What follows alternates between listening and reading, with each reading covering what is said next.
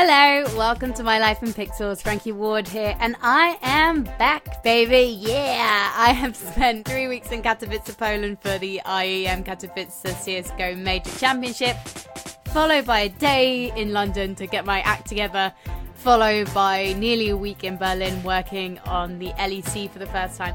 It's been knackering, it's been a journey, it has been amazing, and I don't regret 1 second of it. I have had the busiest time of my life in the last few months, but also some of the best times too. So thank you to anyone who's sent me a message, anyone who's tweeted me and sent their support. I really appreciate it, and it has really helped. Just because these are the best times I've ever had doesn't mean they aren't also the hardest. You know, it's all highs and lows in esports, and that's one of the reasons we love it so much.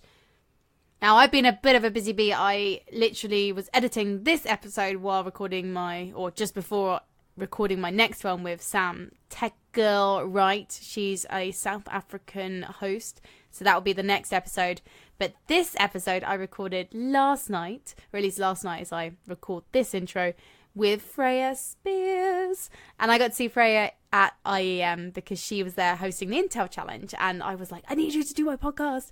But we just couldn't make a time work, and so we actually met up yesterday. We went to Clapham Junction because she was working in FaceIt South London studios, and I was at home working for the day. So we met sort of in the middle, and it's quite hard to find somewhere without music and a load of noise in somewhere like Clapham Junction. So I had the idea of going to Battersea Arts Centre, and I got there and the bar was pumping out music, and there are 2 rehearsal rooms downstairs where amazing things were happening. Just so much vibrancy and energy and creative forces. The problem is, it's not really conducive to recording a podcast. So I apologise about the audio in this one. I've done what I can. I sort of split the stereo into 2 mono tracks and tried to sort of silence the microphone of the person who wasn't speaking.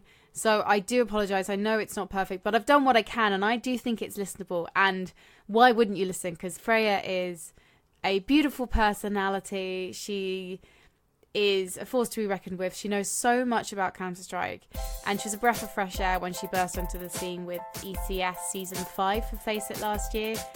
Like, she stage hosted in blooming Wembley on her first esports gig. Then she was brought on for the FaceIt minor. Didn't realise, as she says in this podcast, that she was going to be doing the major, and of course she did it, and of course she smashed it. I loved her winner's interview with Magis. She's a master, and she's only just getting started. So what a pleasure it was to speak to her for the podcast today and just have a chat about what it's like to be an interviewer. So Freya actually asked me quite a lot of questions as well, and we just had a real debate on what it means to do this job and what makes a good interview. And we kicked things off with me asking Freya how FaceIt discovered her in the first place. Oh my gosh, it's a long story. So I was doing journalism stuff in a site called Top Mid GG, which I started myself, Joel, Social Media Jones, my boyfriend, and another friend, and we mostly focused on Counter-Strike, a little bit of Halo, a little bit of Overwatch, but our main sort of baby was Counter-Strike. Oh, I did not know you did Halo and Overwatch. My first ever interview was with Halo Pro, do you know Buck 57? I don't, unfortunately. Lottie would know. Yeah, I had a conversation with her just about Halo and stuff, but yeah, that was my first ever interview. Was at Insomnia, like 40 something. I was doing Insomnia like 47. We just decided we go. It was when it was back in Coventry. Decided we go. Sort of walked past him, and I was like, oh, let's go up and speak to him and just ask if we can talk to him about stuff. And he was so like really chilled. It was really cool. But yeah, so we were doing that kind of more interviews, opinion pieces, a few strategy guides, which I ended up doing for Team Dignitas. They did a couple writers, and I was like, cool, I'll do some grenade tutorials, that sort of stuff. And so one day we stumbled upon a competition that FaceIt were running for the ECS Season 4 finals in Cancun, where there was no crowd there. It was kind of meant to be this end of year, hyped up, really cool event for the players, which it looked awesome. So they basically said, make a video, saying in, I think it was under 1 minute 30, explaining why you should be flown out to Cancun and to make a video series for us. We posted on our YouTube channel to relay the experience to fans, which I was like, yeah, that sounds like the dream. So Joel and I immediately set up a video camera and basically just did like a little montage of all our events and interviews we've done, because we've been to ECS season 3 and season 1 to do like the press media days just with Top Mid, which we were so surprised about because we were a tiny website. So we were just like, yeah, we'll just apply for loads of events, and ECS came back and they were like, yeah, sure, come along. So we just made a little video of that. I think that's it's probably still up somewhere. And then the day came around where they said they'd be announcing the winners. Got a DM from Jas, and I was like, yes, I'm so in there. And the DM was like, you didn't win, but we want to work with you. And I was like, oh, okay, every card has silver lining, I guess. So a couple of months later, I went up to the office in Millbank, which is beautiful view. Yeah, it's incredible. It's lovely. It's like 20, are they on like the 20-something floor? Yeah, it's like the 25th floor. Yeah, it's crazy. I did my Bardo interview. Oh, no way. Yeah, it was really cool. And went into like this beautiful meeting room with like the views of London Eye. And they were like, yeah, we want to basically get you on for like 3-4 months to do voiceovers for ECS season 5. Yeah, ECS season 5. God, it's crazy. We're on season 7 already. Wow. And do player interviews and just like some more casual stuff. So I was like, hell yeah, sure. I was at university completing my final year, so I was like, this is great.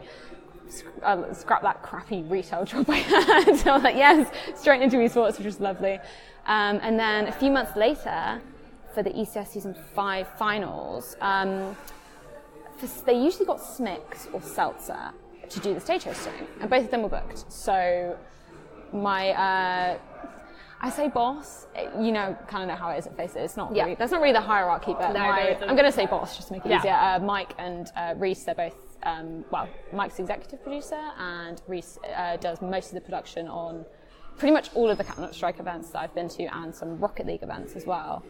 And they sent me a message on Skype saying, do you want to come audition for the role of stage host? And I was really taken aback because I'd never done anything live. Like, I'd never done drama, public speaking, like anything to that sort. So I was immediately like kind of scared, but so excited. So I was just like, yes, I'll come up and do it. And we did some run-throughs. We did 3 or 4. I came up to their office, their studio that they use for the PUBG Showdown. I was just standing behind that desk, and they were like, right, here's a script, read it off, and project your voice. So I started doing that, and they were like, right, put the script down and try not to look at it, and now project your voice and just keep going. And then now pretend there's different cameras and look all around the office. And it was a really, really good way to get somebody who's never done it into it. So yeah, it's kind of just gone from there. Sorry, really long story. But, no, don't apologise. Great story. Yeah, it's just crazy how things like that can happen. And then obviously the minors and the majors came around, and they were just like, okay, we'll get you in for the minors, see how you do. And then I was like, okay, get you in for the major, see how you do there. And yeah, it's just been I'm really grateful. I'm very, very lucky to just, like, it really is, not even who you know, it was just the timing. Really, it was just so lucky that it all came together, and they needed somebody, and I could just be like, yeah, you know what, I'll try it. And I feel like 2018 was the year of saying yes, even if it scares you, just do it. Because I wouldn't, if I'd have been too scared and said, oh no, I don't think I'm good enough to do this, then I wouldn't be doing this. So it's pretty crazy. So what I didn't know was that at the minors, you didn't know you were doing the majors yet in London. No, I mean, I feel like people know FaceIt a very relaxed company. So it was nothing was really ever set in stone. I mean, coming from ECS season 5 to the minors, that wasn't like a given at all. I went away literally 2 days after. I went to Barbados on a mad deal. Nice. BA Holidays, shout out to them. It was absolutely fantastic.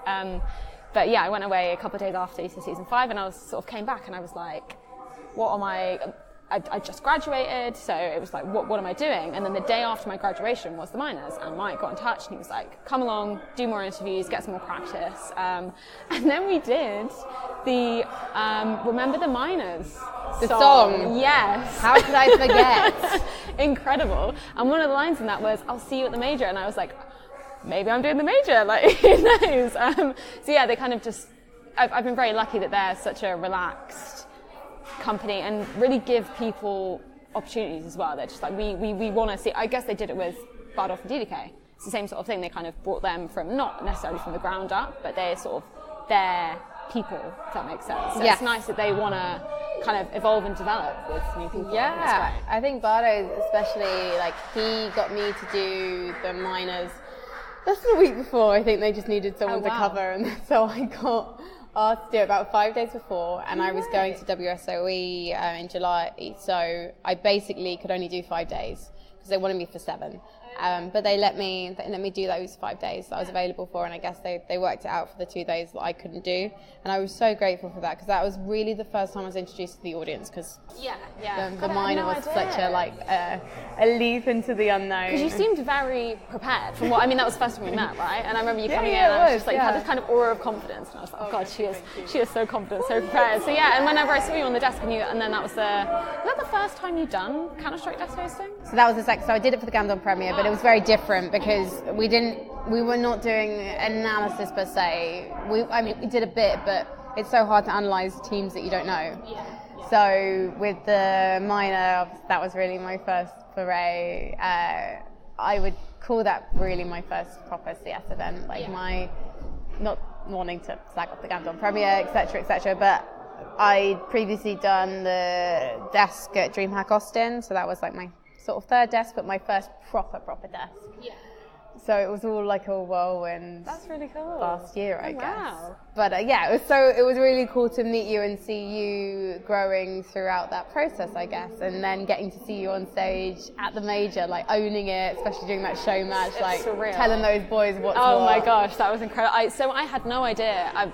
They sort of got a lot of the players together a bit last minute because obviously they didn't know who was going to be going through to the final. It was kind of done in the run-up of those 3 or 4 days. And I didn't know Zyru was going to be there. And I also didn't speak to Zyru beforehand, so I had no idea that he really wasn't, he can speak English very well, but he's just not very confident, probably different now with Vitality, but quite shy, quite reserved. So yeah, first question to him, and I was like, okay, this isn't, he's not going to give me any analysis here.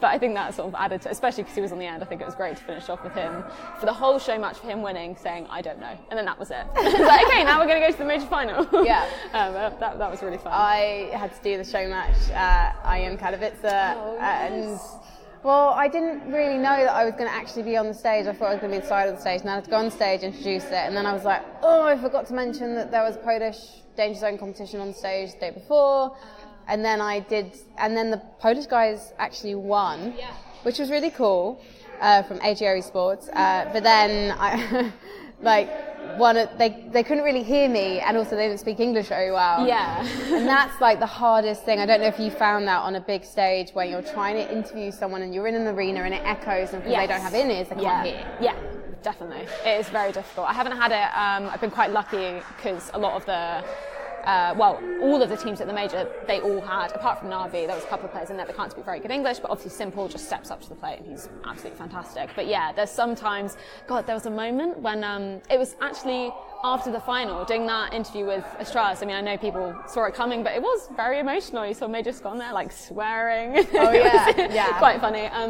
But I could hear producer Niklas in my ear saying something, but the crowd was so loud, I had no idea what he was saying, and it turned out he wanted me to do another trophy lift. But yeah, it is so different to what you see on screen without the crowd noise to actually being there on the stage. It's mental. It's absolutely mental, the atmosphere. I love it. How do you find the CS audience? God, just going back to my first live event at ECS Season 5, I was really nervous. Obviously, because nobody really had any idea who I was, so I was really nervous I was going to go out on stage and be like, yeah, make some noise, whatever, and nobody was going to cheer. So that was kind of my big worry going out on the stage, but they gave it everything. I think maybe it helps that they were a UK crowd and they've probably been drinking since like 9 a.m, but they were really, really lovely and just, yeah, really gave it everything, and they really want to listen to what you're saying. I think that's what's so great about doing interviews is you're coming, especially post-game, you're coming off the hype of the win, and people are anticipating more and more and more just before the analyst segments, which I like doing it in that order. I like doing it coming off the game, not making the players wait around for too long, because you kind of want to get that emotion, especially if you're doing like something like a major. You want to get that emotion really from them. But yeah, the audience were way more receptive than I thought they were going to be, and it continued to be like that. Even in Arlington, it was much smaller crowd. I think we got maybe 1,000 people just because of the size of the arena. ECS Season 6. Yes, yeah, in Texas.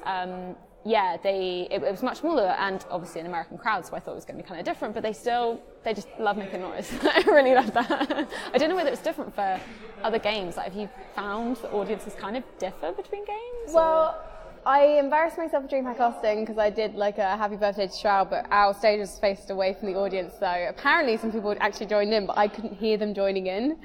So that was embarrassing. the LEC crowd this weekend just gone, they were amazing because there's only like 200 seats, I think, but they were properly going for it if you made a reference to them when you were doing an interview. And half of them would go out into the foyer to buy drinks and things like that during interviews. Like I had a pretty good run of interviews, I have to say, at LEC, apart from one interview where these guys, they have something called the bench, which is a sofa interview, which is normally at the end of the day, but they did one after the penultimate game of the day too.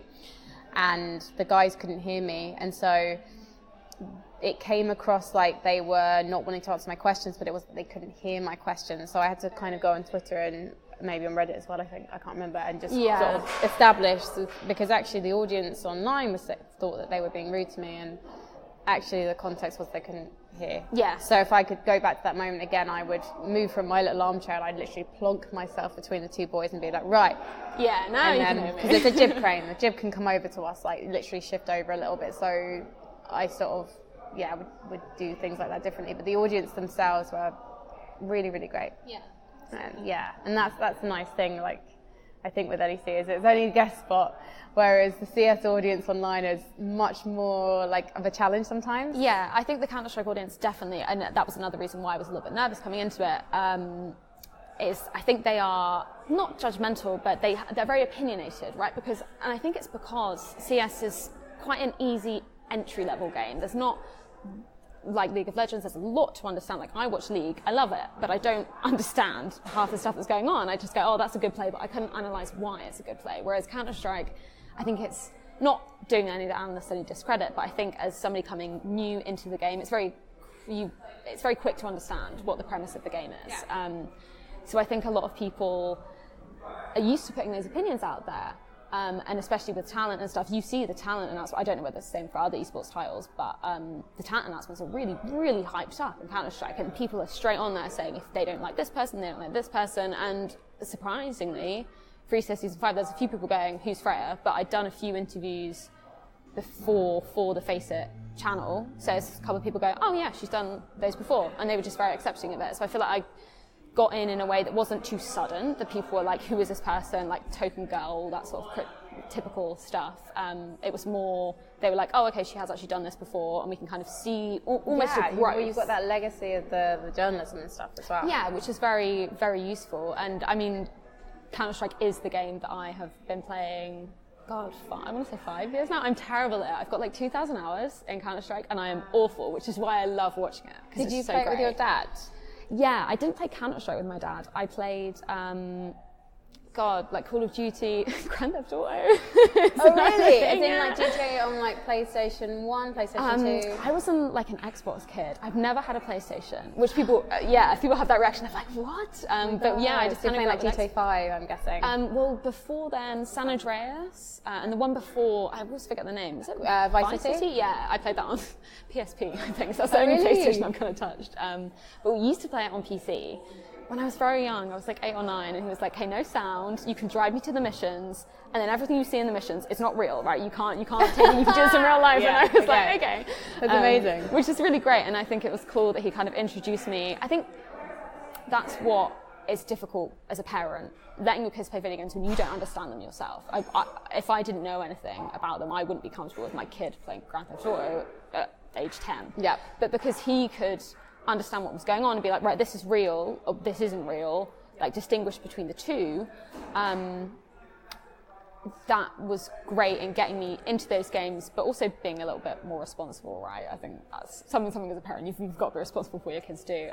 But Call of Duty was our big one. We used to play, I don't know when Spec Ops started coming out, because we played like Call of Duty 1, so it was like a co-op campaign together, which was really, really fun. But I kind of, when I was 15, 16, I sort of met a group at school that played games, but they were mainly PC gamers. So I built my first PC, and it's literally been Counter-Strike since then. Oh, wicked. Which is really, really fun, yeah. So, because you're obviously quite a few years younger than me, so when you were 15, was that around Source time? Yeah, so 2012 was when CSGO came out. God, how old was I in 2012? How old am I now? What's the year? I must have been 16 when CS came out. Yeah. So I started playing when I was around 17. We kind of stumbled upon a LAN area at Insomnia, and I was really, really big into Call of Duty and Halo at that time, but the competitive scenes just wasn't that competitive nature about it, and I stumbled across a Counter-Strike event, and I was just like, this is awesome. So I went home and played it. Didn't really get into the esports scene for a little bit, maybe a year or so, and then went to Gamescom 2014, I think. And that's where because that was where the major was, where NIP won the major, and I was just like, this is amazing, and kept coming back every year to Gamescom, because it was great, because a couple of our friends weren't really into esports, they just wanted to play games, but then myself and Joel, we were really into esports. We kind of separated off and did our own thing. So it was really, really good fun. I think that's what drew me into Counter-Strike, was just the competitive nature of it. It's kind of, that's not to do any discredit to Call of Duty, but it's kind of that step up, if that makes sense, in terms of like strategy, in terms of sort of the movement and mechanics and the weapons, all that sort of stuff. Yeah, the Call of Duty, the typical thing people say is run and gun, right? So it's very much more about how many people you can kill, and you respawn and you just get straight back into it, whereas with Counter-Strike you have the economy, and it gives that extra depth that you don't have. Yeah. The loadout is just set, isn't it, at the start of the round of Call of Duty, and then you have to hope you pick the right gun. Yeah, no, exactly, that's so true. Yeah, I think that's kind of what got me more into CS. But yeah, I used to love Black Ops 1 is my favourite Call of Duty, and people hate me when I say that. I love that. I only play Black Ops 3, so I'm afraid I'm not great on Call of Duty. Oh, no worries. No, so Call of Duty 4 was like, everybody says it's the best COD. And I kind of played it, I liked it, but it's probably because Black Ops 1 was the first time I had Xbox Live. So that was the first time I went online and started playing games, and was like playing with some mates from school, just random people, and that was like a really, really nice group to start playing with, especially, you'll know, as a girl, getting into a game on your own, using mic, and you're just like bombarded with hate. So it was nice to I still have that when I friends try and around me. play CS now, so I just don't bother much. Solo queuing CS, yeah. Yeah, solo queuing CS is one of the hardest experiences, so I just play arms race. It's more satisfying. I'm middle of the table every time. It's great. That's all the validation I need. So you had your group of friends and you were playing console with them. Did they start to get you into Counter-Strike as well? Yeah, so one day, one of our friends, he's one of those people that picks up any game and he's just good at it. Like, I don't understand those type of people who can just pick up and be like, oh yeah, I totally understand all the mechanics of this game. Like, all the movement, doesn't matter if it's on console or PC, he just gets it. So he moved over to PC to play Counter-Strike, and I think League of Legends as well at the same time, but then a couple of us kind of started shifting over, and I had a Mac at that point, because my parents, they're both self-employed, they're both like in the creative industry. They're designers. So, yeah, they're sort of like in the music industry. My mum does like interior design stuff. So I'd always had their old hand-me-down Mac laptops, and then I had an iMac as well that used to be my dad's. So I remember loading up Counter-Strike on that, and it was absolutely terrible. So I was like, yeah, I need to, even for Counter-Strike, which isn't a very sort of, intensive game, it didn't run very well. So I was like, for my birthday, gonna build a PC. So I think I was 17 when we did that. And yeah, we kind of just all shifted over. And it was kind of a sad day when we sort of turned the Xbox off for the last time, and I was like, wow. Now I'm just on to PC, which is pretty crazy. And so you haven't really gone back to console since? No, not really. My dad is still on it. He loves Black Ops 2. That's his favourite.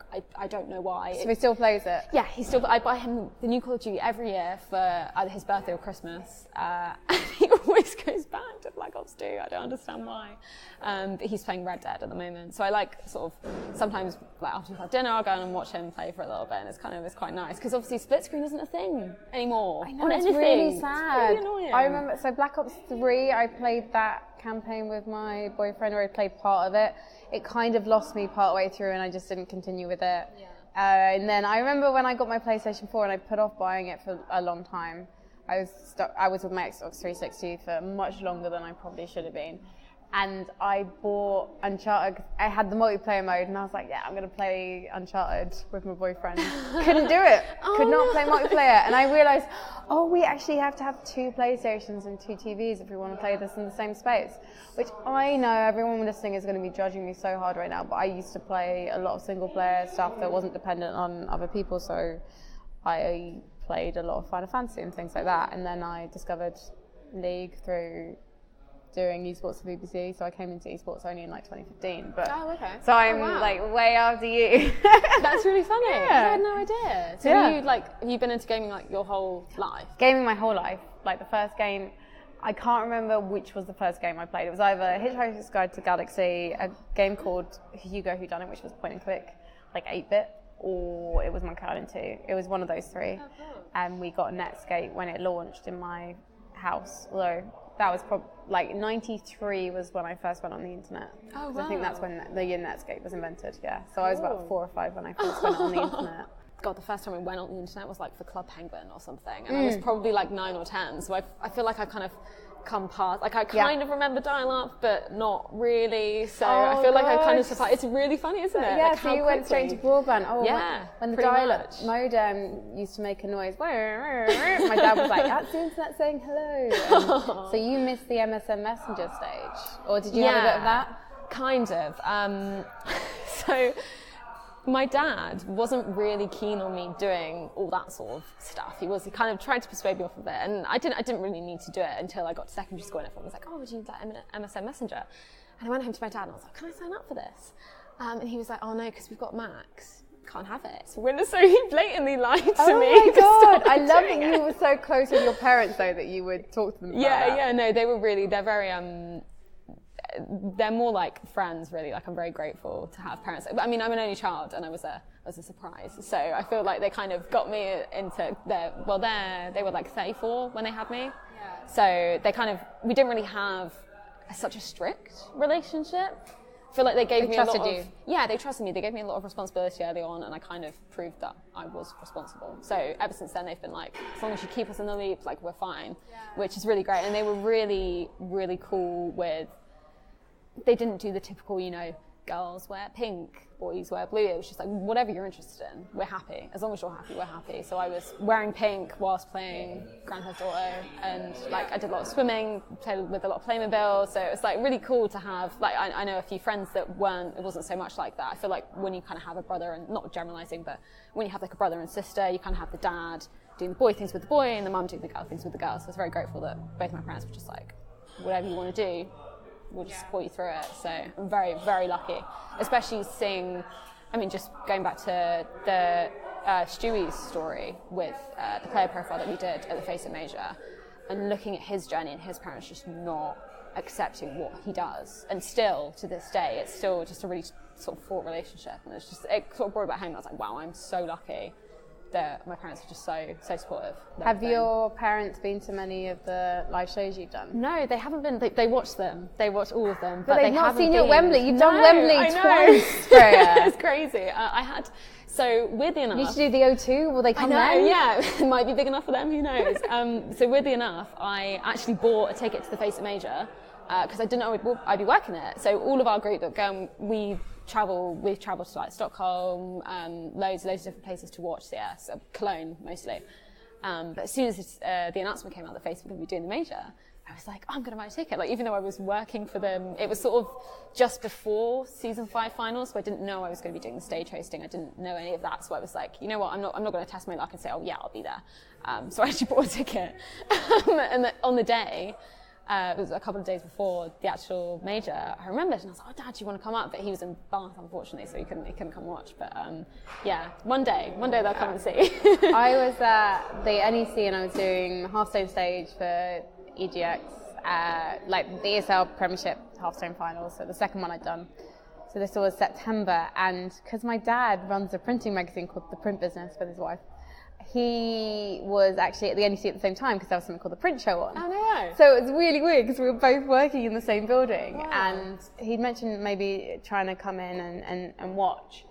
But I put my phone backstage because I wanted to get distracted, and I hadn't heard from him that morning, and I should have messaged him. And then when I went to get my phone, I think it'd been charging, I saw that he'd sent me a message a couple of hours earlier asking if he could come and watch. And I was like, no, I missed the only opportunity for my dad to come and see me, and I didn't realise he was interested in watching me, so I just didn't know. Yeah. And now I do. I'm like, oh, okay, right, so next time if I get to do something in London soon, he might get to come along.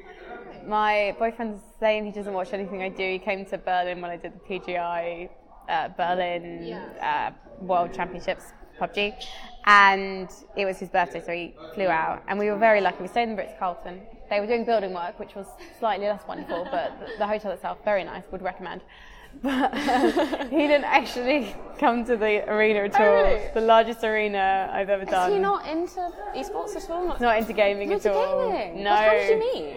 We met on Tinder. Oh, no way. That's amazing. Like, a few years ago. So he didn't really know that I was into gaming because I didn't play my Xbox around him. And then I started working in gaming and suddenly I was outed. As a gamer. Yeah, which I don't think he realised he'd signed up for, but he puts up with it. And then at the major, he was in an esports bar in Spain, and he was there with his mates. I get on really well with some of them as well. So one of them messaged me and was just like, "We're in an esports bar. They've got the Counter-Strike on." I was like, "What?" And then I was doing some pre-recorded interviews, because coach interviews we tend to pre-record, or exit interviews, some of those we pre-recorded as well. Okay. So I'd recorded an interview, I can't even remember who with, but this was the second day of the quarterfinals. I was wearing my leopard print top. I didn't remember that. I don't know why I remember that. And then so I messaged and said, I think I'm probably on in like a few. And then apparently in this bar in Spain, when I came on screen, like my boyfriend and all his friends on this stag do started cheering, and all the Spanish guys were like, shh, shh. They wanted to hear. That's amazing. And that's so that's amazing. the first time I think he's probably watched me. Oh, wow. Yeah. God, that's crazy. I feel like I'm in maybe such a bubble of like people. Social Media Jones. Yeah, Social Media Jones, right? We only called him that because I accidentally called him that, I think, on the FaceIt broadcast. Which is great. I absolutely so everyone calls love him that. that in FaceIt now. Yeah, oh my exactly. God, so embarrassing. But even with my Sorry, friends Joel. as well, we're in such a, like, everybody, well, other than like some of my girlfriends, but most of my friends are guys, and we've kind of, a lot of them are YouTubers as well, so kind of gaming is their livelihood as well. So we've been in, such a bubble that everybody I speak to kind of understands esports and understands gaming, and then sometimes I go and, especially with family, they'll ask me what I do, because my parents, my dad especially, kind of, they get it. Be like, oh yeah, I'm just doing this event for this game, and they're just like, hold up, like, what is How this? do you explain it? It's such a difficult one, isn't it? It's so hard, especially because I'm not like just doing stage hosting and interviewing, like I'm obviously doing the stuff for FaceIt as well, the production and content stuff, so it's just like, I was filling in my tax form, and it was like, put your occupation in, and I was like, I had no idea, like I just had no idea what to put. But yeah, I always explain it, say, comparing it to football. So like, you know how you go and watch a football match? Well, imagine that with video games. And they're like, what? And it's that many people? And I'm like, well, maybe half as many people, but it's still a massive crowd and big money as well. So they kind of get it when you refer to it as sport. But yeah, still a lot of baffled looks, especially from my grandma. She kind of doesn't really understand why you would go and watch people play video games.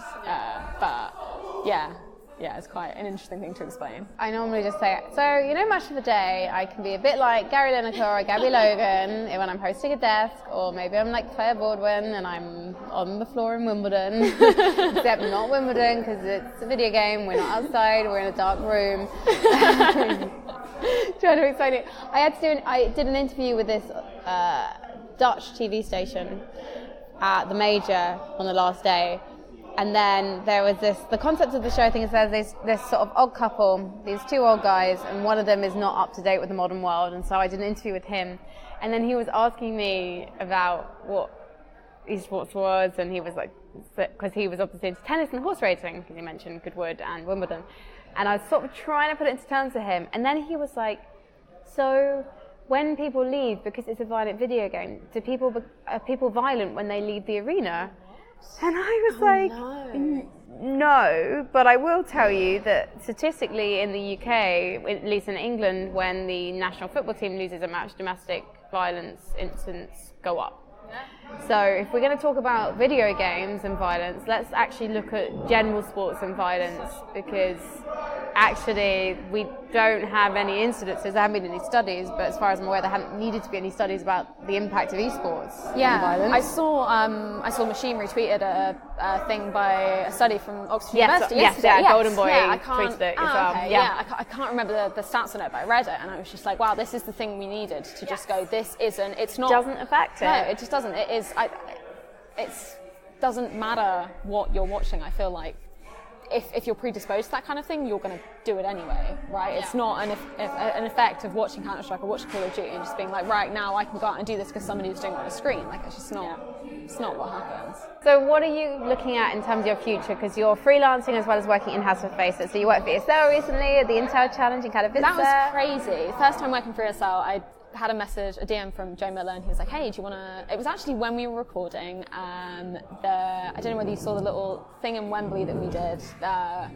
Totally I saw it today. Yes, yeah. Yes, it was Freya's so much back fun. for ECS 7. Yeah, I watched that today. It was great. So much Bardo fun in the to gospel record. outfit. That was so much fun. I made the outfits there, which were held together just by fabric glue, which, I don't know how that happened. Amazing. But yeah, from a distance, they were extremely frayed because I went into a fabric shop and asked the women, I was like, I need to make some gospel choir costumes. And she was like, for a real choir? I was like, no, just for the background of the video, so it doesn't matter if they look a bit shit, it's fine. So and I was like, I stupidly asked, is there any fabric that doesn't fray when you cut it?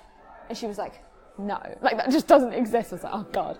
So I just found a really simple tutorial online. So yeah, all the costumes there were handmade. I still got them in my room. I don't know what to do with them. But yeah, we were at Wembley when I got that message from Joe Miller, and I went up to Mike and I was like, do you think I should do it? And he was like, yeah, definitely, because they're very much same with Bardolph and Dan. They do other events. Yes, they do a lot of the E-League, don't they? Yeah, because I mean, it benefits not only them and their growth, but also FaceIt, because they have people in house that people like and people want to work with and want to watch. So I said, yeah, definitely do it. And it was cool going out there and working with a different production team, because obviously I've worked with the four event. I mean, the minor was so long. I kind of like, is that just one event in itself? I feel like it is. It's still 3 weeks. Yeah, it's crazy. Like 6 weeks in total, the minors major process. It's insane. Mad. But yeah, so 4 events I've done has been with pretty much the same production crew, but the same director, I think, for all but like 2 days. So it was cool having sort of a different spin on things and just having different people telling you what to do, because it helps you grow as a person. I think I was in danger of becoming too comfortable with like the routine with FaceIt, so it was quite nice to go and just be pushed out my comfort zone for a little bit. And yeah, definitely grew from that experience. And it was great to do women's Counter-Strike. I think that's what drew me to it a lot when he said it was the Intel Challenge, because I've watched it in previous years, and I think it's great to kind of promote some growth in that scene as well, because it's so important. I mean, I know we've spoken about it. It's so important to have that representation in games, to just go, actually, you can do it if you're a girl. I know myself, I remember watching Smix on stage probably 4 years ago. It was either in a DreamHack or an ESL1 event, and thinking, this sort of thought came over my mind, and I was like, wow, I'd love to do that one day. Like, I would absolutely love to do it. And then I was like, no, there's no way you could do it. Like, you've never done public speaking, you're not competent enough to do that. And my mates were like, yeah, you should just definitely try and do it. And then sort of 4 years later, it's like, wow, how much has that come? But it's cool seeing a woman in a position, and it kind of gives you that inspiration as a girl.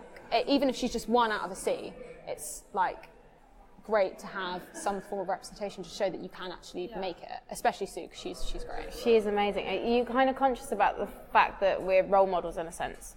Yeah, it's. I actually did this. I did an English literature and film degree, so we talked a lot about the burden of representation, and looking at having just one figure from one community and everybody looking up to you and looking to find a bit of them in you, and what if you're not like them, which I think is quite a difficult concept to sort of think about, especially when you're doing it to so many people. But when I did a signing session, which I never expected to get asked to do that, at the major, there were a lot of girls coming up and they were like, it's really cool to see someone doing this job. I mean, I know like yourself and Sue do it, but it's nice to see more and more girls coming into it. And Shocks, I mean, she's going to, was it Sao Paulo? She's doing Blast, she's doing the desk. Yes, which is just amazing that we're getting more and more and more women. And you're doing interviews? I am, yeah. So I can't wait to work with the FA as well. Really cool. I'm so bad at, she's my friend, and I'm so bad at pronouncing her name. I'm not going to say that to your face, Shocks. No, she seems really awesome. I met her at the Esports Awards. Yes. I was really drunk, so I don't really remember what I spoke to her about. So. I had a couple of drinks. I had to do a Nintendo shoot the next day in Bristol, so I had to get up super early. But like, that was good because it meant I wasn't off my face when I met Quickshot, and then that's how I ended up doing LEC, like, a couple of months later, because we met there. So literally cool. when I was getting my coat. And he came up to me and I gave him my business card. Wow. Yeah. That's so cool. But crazy how things can work out. Just right place, right time. Well, exactly. And but when we talk about luck as well, like, as Quickshot said to me last weekend, it's like you make your own luck. So you worked really hard towards this goal. You didn't realise maybe that you were going to be on the stage as soon as you are, but you grabbed that opportunity, right? Yeah. So you deserve all the success you have. It's crazy. I'm just so grateful that there were a team behind me that had so much belief in me, because I'm definitely more confident now, but I wasn't a particularly confident person, especially doing public speaking and being in front of a crowd of that size. I mean, you'll probably know, you can't really see the people because there's so many lights on. You can sort of make out heads, and you're like, actually, it's kind of an empty room. Just pretend it's an empty room. But I'm very, very, very lucky to have such a supportive team behind me. I remember saying to Mike and Cass, who's unfortunately no longer with FaceIt, but Jas as well, saying to them it's ECS Season 5, just being like, you have no idea how helpful it is to have somebody believing in you, believing in your ability to do it, because you're not going up there second guessing yourself. You're going up there being like, actually, if they think I can do it, then I can do it, and it makes such a difference. Yeah, I'm just very, very grateful. You're there for a reason. You're there because you can do the job. Yeah. I think they definitely took a punt on me though. Definitely for Season 5, it was just like I'd never done it before, and they were just like, you know what? Not that I was their only option, but they were just like, let's just try it. It's not ECS is a funny event, right? It's not as prestigious as the major.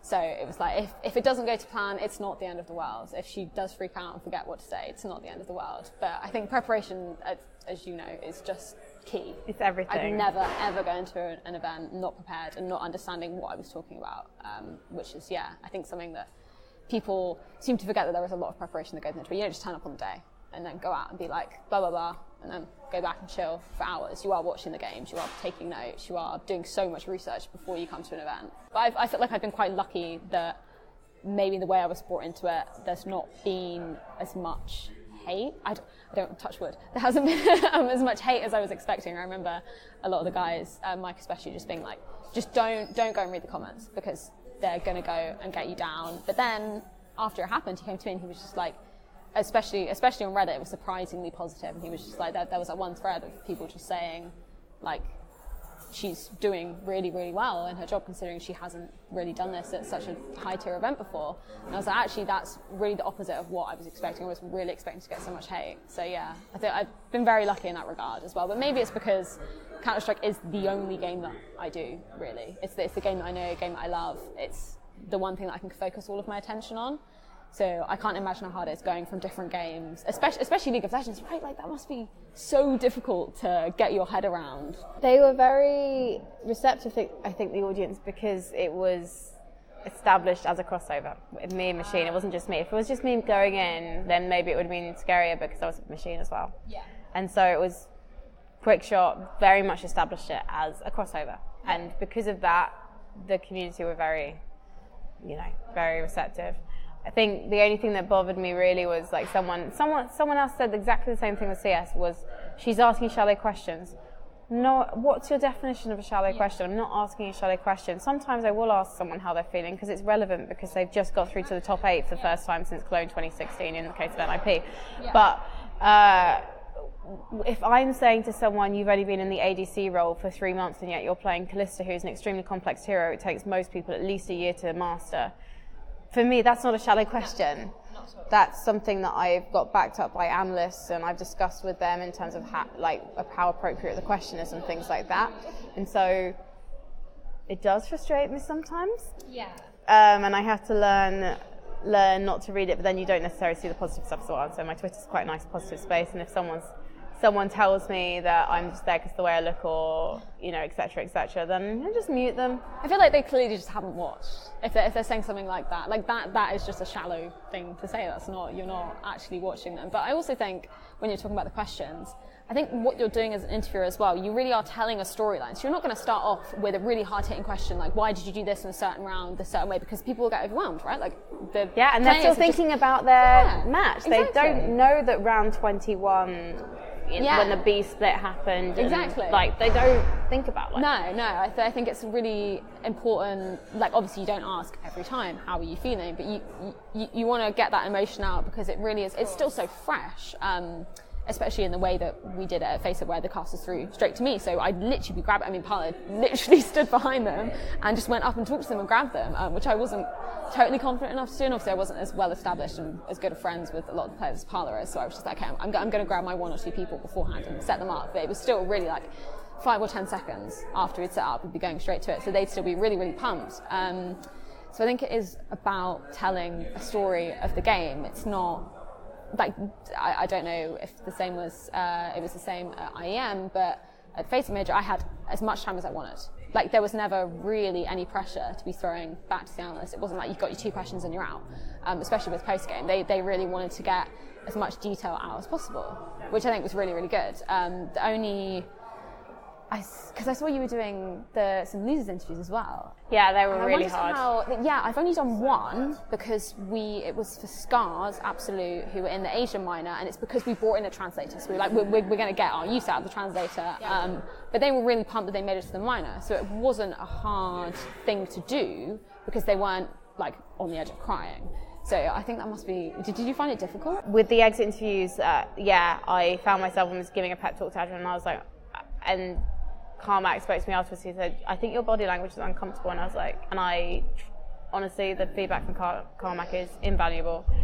So anyone listening, Carmack basically owns IEM Katowice. It's his Christmas. So he'd given me some amazing feedback in the first week about making my interviews more dynamic and things like that. So I took that on board. And then I developed, I think, with those exit interviews, when I'm listening to people, I smile automatically. I hate watching them back because I'm like, I look like I'm enjoying the fact they're out of the competition, and I hate that. I hate it so much, and I don't want anyone to think that I was enjoying those moments because I really wasn't. They were absolutely horrible, and I smiled my way through them, and I don't know why. So I'm going to be much more conscious of that in future.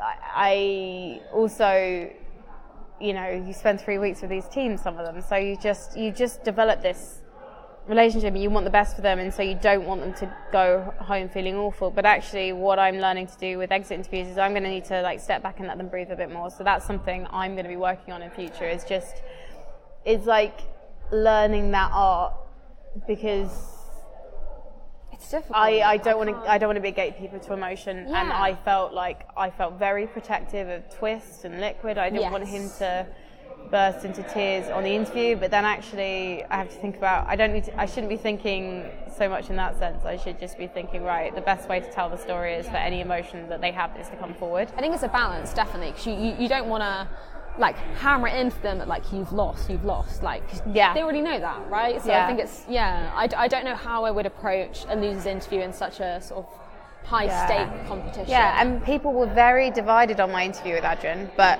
what I do with the exit interviews, I don't do this with every interview. I do it with people who don't speak English as their first language, to a fluency. So I wouldn't need to do it with Forrest or Rez or Get Right if I'm doing NIP, because their English is impeccable.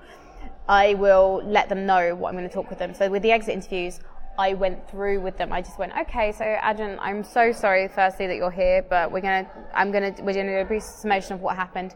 Then I'm going to ask you about what's happening with FaZe, if that's okay. And he said yes. And then I got a load of comments being like, you made him feel super uncomfortable. You shouldn't have asked that about FaZe. Yeah. Well, actually, 1, it's my job to ask about what's happening with FaZe, because that's the bloody story. And 2, I asked him. And 3, of course, he was uncomfortable. He just went out of the major in the top 8, and FaZe were expected to be top 4, at least. Yeah, that's so I think I got a lot of people who didn't understand sometimes the way that I address things, but sometimes obviously I'm very protective of the players, and sometimes I'm like, well, if you are a top 4 team in the world and you're not performing like you should be performing, or you've given some answers in interviews on HLTV that say that you're not working together as a team, I am going to take that information and I'm going to ask you about why, if that is the case, because it's reflecting in your results. Yeah, no, so I think sometimes I take people by surprise. But I really love all the players, so I'm going to be nice to them, I promise. I think that's what I find is quite a difficult thing about interviews as well, is because there are so many avenues you could go down, right? And you kind of got to pick where you're going to go. And I was, again, very lucky with FaceIt that I just had so much time so I could almost explore every single one of those avenues. You break down the T sides and the CT sides, and you can really nail down. I really like, and I think that was why it was so good that they got both me and Parla, because Parla's mates with them. Parla can ask like all the banter questions, ask how's your mum doing, how's your brother doing, whereas I was really into, and obviously that's where I come from, it's like the tactical side of it. Like, I want to know why you made a certain decision and talk about the game. Obviously the external factors are very interesting, but the majority of what I want to talk about is the technical side of it. Which I think was cool, because I almost feel like I carved out a little bit of a niche for myself. I feel like people know, oh, okay, like, you know what you're getting when you're getting an interview with me, you know what you're getting when you're getting an interview with Parla. Like, I think that's great that they got both of us on board, because we're able to balance each other out so much. I think it's really cool. That is, I think you like hit the nail on the head, which is because naturally as well, we're all going to be compared to each other, particularly Yumi and Smix. Like, that's a huge thing, right?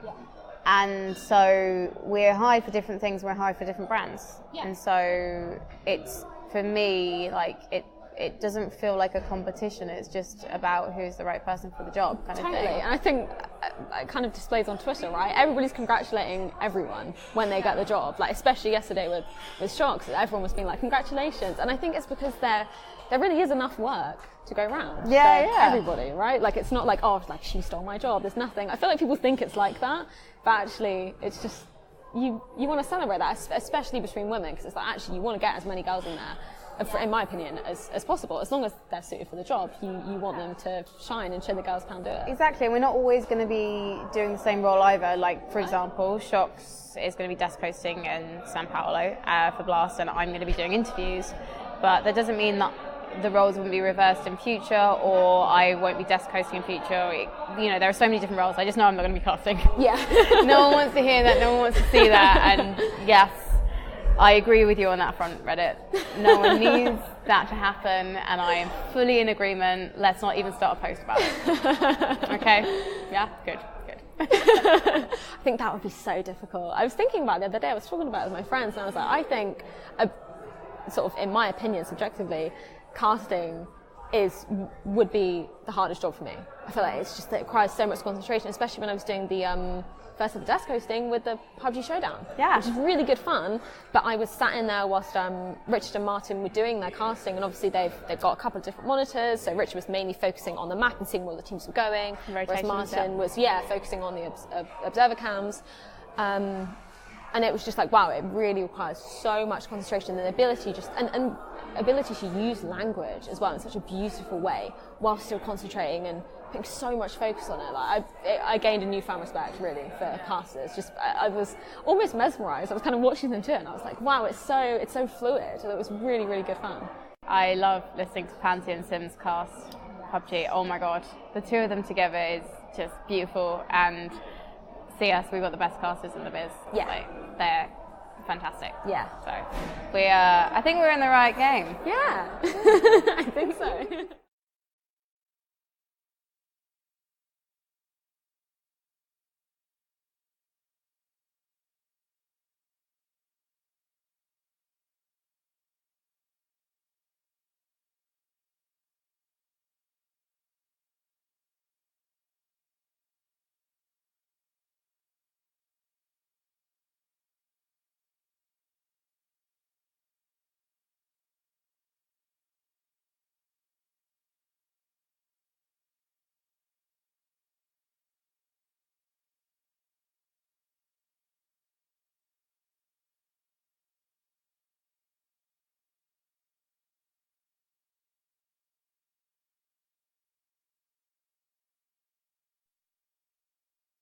Thank you so much, Freya, for talking to me.